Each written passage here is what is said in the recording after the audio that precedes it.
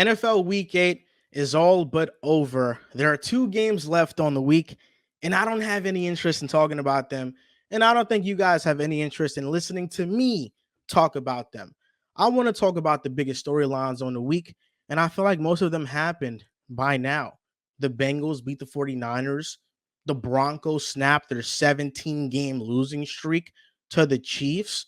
And sadly, Kirk Cousins is out for the season with an Achilles injury. No Jets talk on the show today, okay, folks? I promise you, no Jets talk.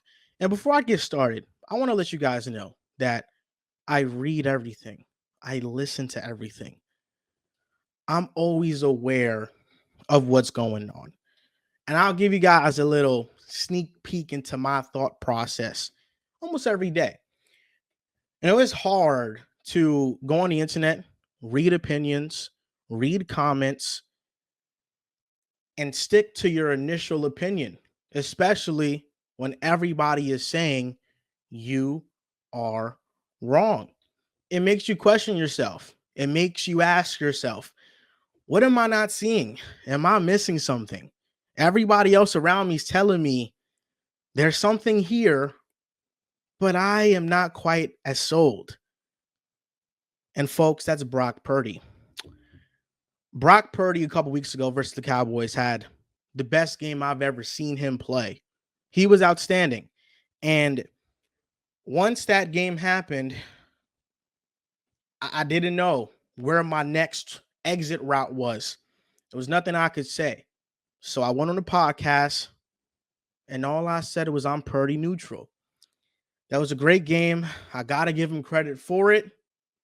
Let's see if he can keep it up. Being Purdy neutral in the moment does not mean I can't switch gears later on. There are some times when you got to stop at a stop sign and you got to let a pedestrian walk before you can go. I needed more information. I wasn't sold on Purdy being this great quarterback, but I wasn't not sold. These past 3 weeks versus the Browns, he played a terrible game. You can say he almost had a game-winning drive. Watch that game back. Brandon Ayuk did most of the work. Versus the Vikings, he played a great game for the first 3 quarters. In the fourth, when they needed him the most, he threw 2 interceptions. He was in concussion protocol this entire week leading up to the Bengals game. He was cleared to play. If he wasn't, Sam Darnold was going to make the start.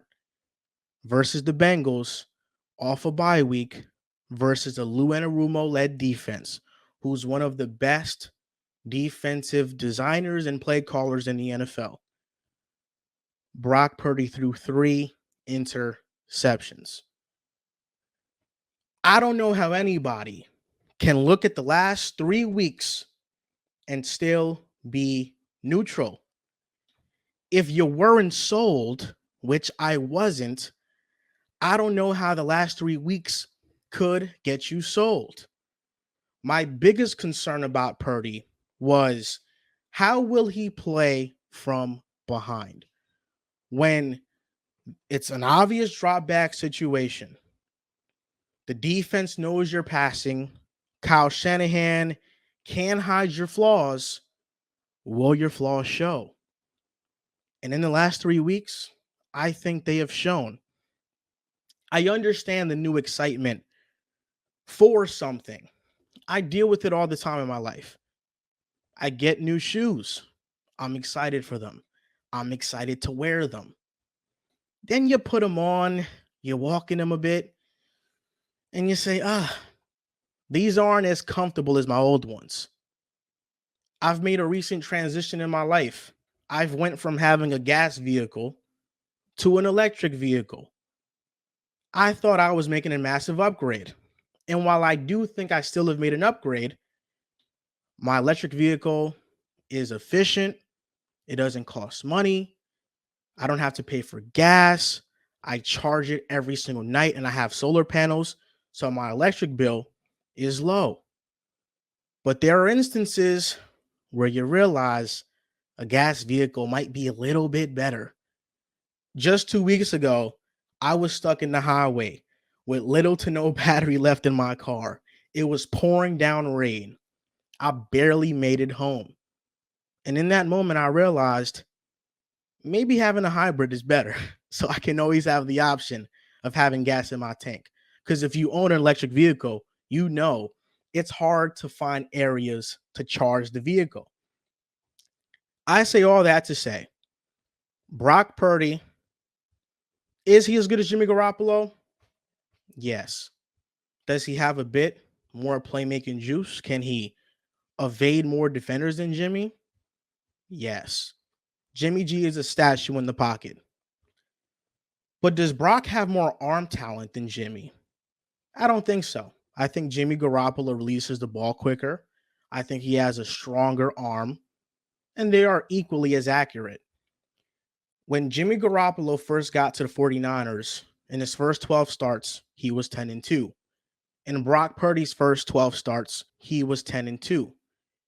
The excitement for Jimmy Garoppolo in 2019, when he was the quarterback for the 49er team that went to the Super Bowl, the comparison was Tom Brady. 49ers fans thought they found the guy until they realized he wasn't. He cost them that game. They blew a double-digit lead. Brock Purdy is more cost efficient than Jimmy Garoppolo. The gap in talent is minimal. They can give you about the same within the Shanahan offense. But the problem with Jimmy Garoppolo is that when you needed him to drive you to the finish line, he ran out of gas.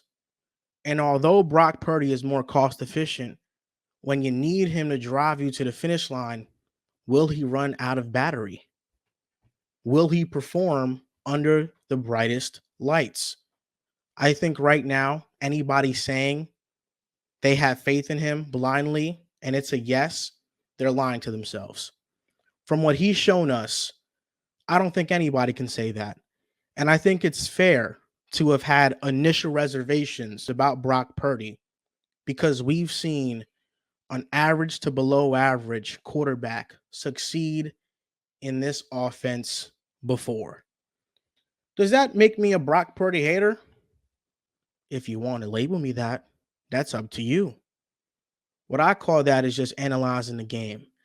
And with everybody telling me I'm wrong, I'm not seeing something straight, these last couple of weeks have been refreshing because the things I was pointing out that I saw was happening early on, those mistakes that weren't being capitalized on, I was just being nitpicky.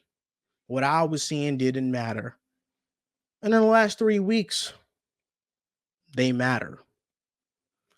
The Cincinnati Bengals are now 4-3. When they started out 1-3, everybody panicked. But I didn't.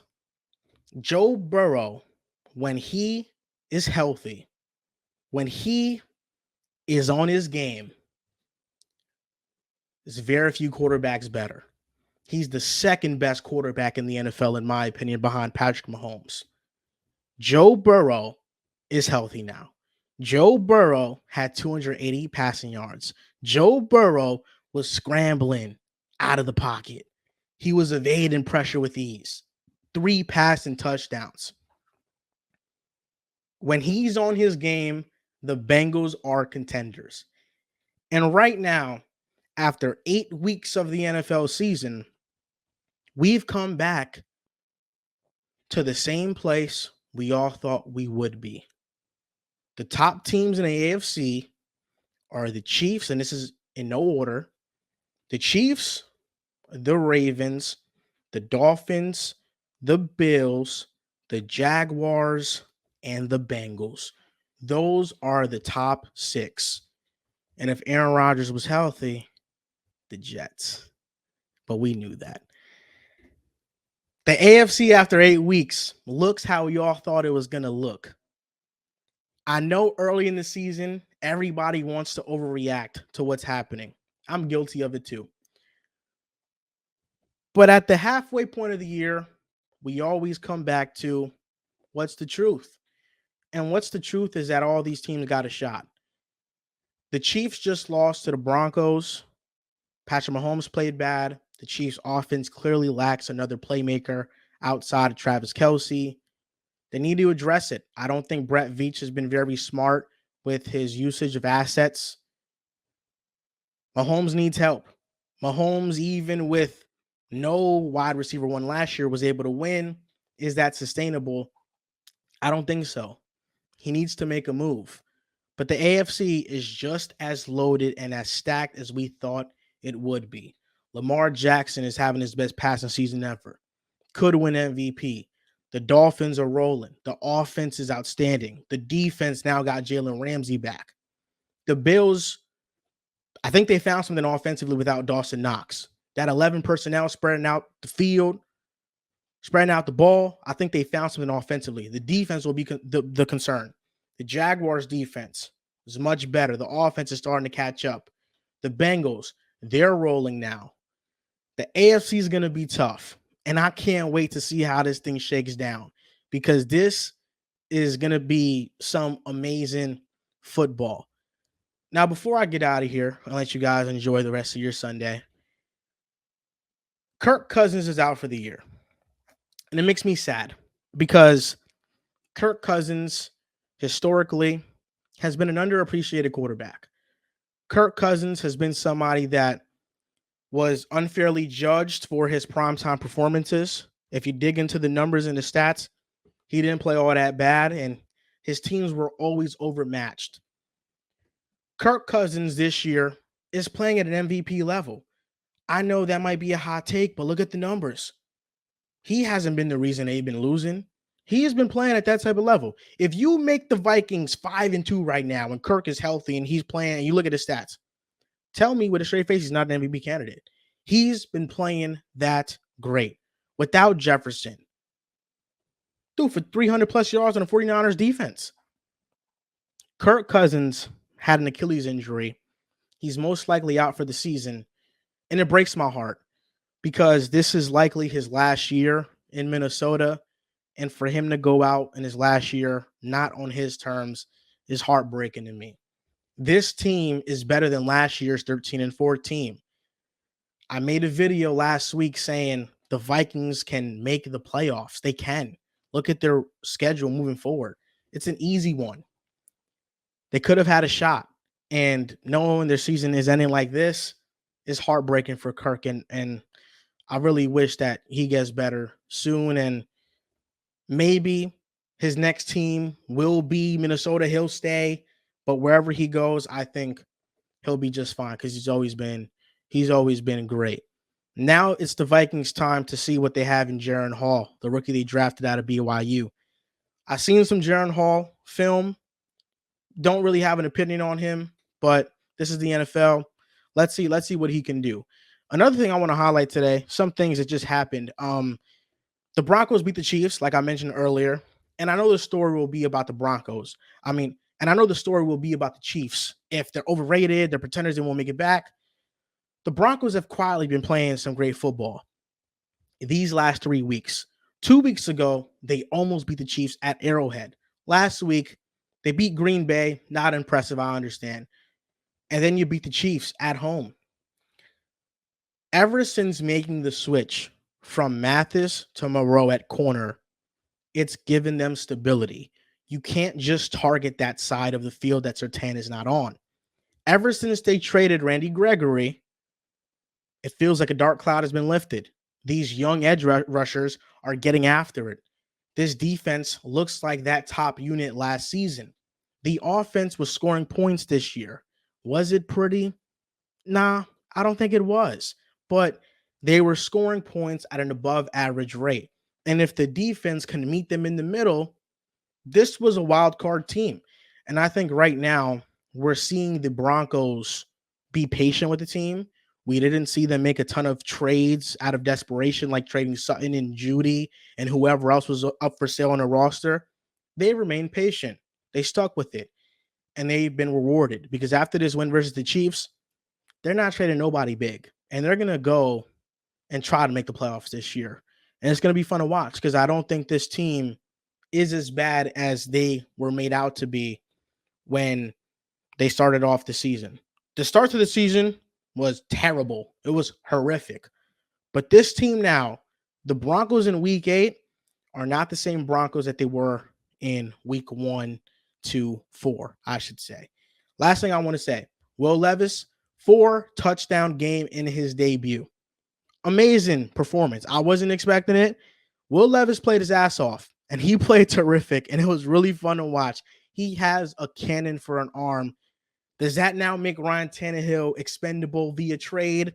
Is Mike Vrabel just going to start Tannehill over Will Levis? I think that'd be very hard to do after what Will Levis just did, but who knows? Will Levis played his ass off. DeAndre Hopkins had a 3-touchdown day. He was exceptional.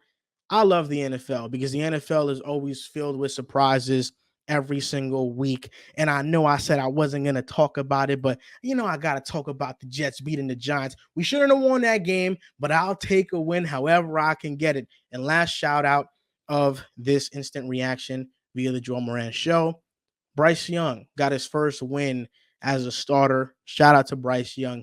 He outplayed CJ Stroud. And you know what?